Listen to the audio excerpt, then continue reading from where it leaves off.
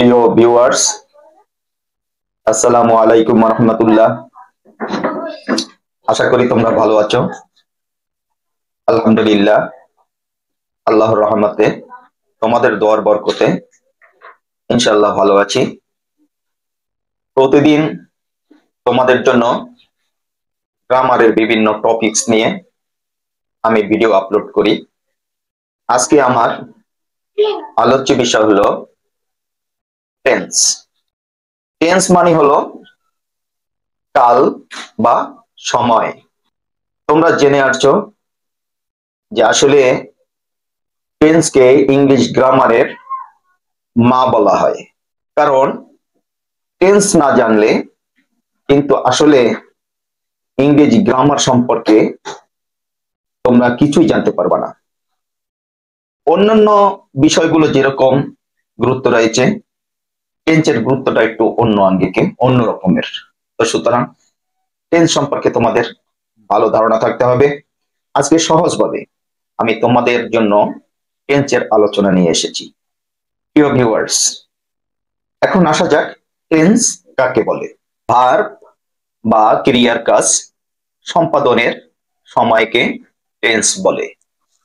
যেমন করিম eats rice, করিম ভাত খায়, এটা বর্তমান কাল। করিম এইট রাইস, করিম ভাত খেয়েছিল, এটা অতীতকাল। করিম উইল ইট রাইস, করিম ভাত খাবে, এটা ভবিষ্যৎকাল। উদাহরণ তিনটি দ্বারা বোঝা যায় যে আসলে আমাদের এই যে টেন্স বা কাল প্রধানত তিন প্রকার, যথা নাম্বার 1 প্রেজেন্ট টেন্স বর্তমান কাল, নাম্বার 2 পাস্ট টেন্স অতীতকাল, নাম্বার 3 ফিউচার টেন্স ভবিষ্যৎকাল। তো এখন আসা যাক প্রেজেন্ট টেন্স বর্তমান কাল কাকে বলে। ভার্বের কোনো কাজ বর্তমানে ঘটে, চলছে বা তার প্রভাব বর্তমান সময়ের সঙ্গে যুক্ত, তা বোঝাতে তাকে প্রেজেন্ট টেন্স বলে। যেমন আই ইট রাইস, আমি ভাত খাই। আই অ্যাম ইটিং রাইস, আমি ভাত খাচ্ছি। আই হ্যাভ ইটেন রাইস, আমি ভাত খেয়ে নিয়েছি। I have been eating rice for an hour, আমি 1 ঘন্টা যাবত ভাত খাচ্ছি। এখানে এই কাজগুলো বর্তমানে ঘটে, হয় বা হচ্ছে, তাই এগুলা প্রেজেন্ট টেন্স। পাস্ট টেন্স অতীতকাল। ভার্বের যে কাজ বা ঘটনা অতীতে ঘটে গেছে তা বোঝাতে তাকে পাস্ট টেন্স বলে।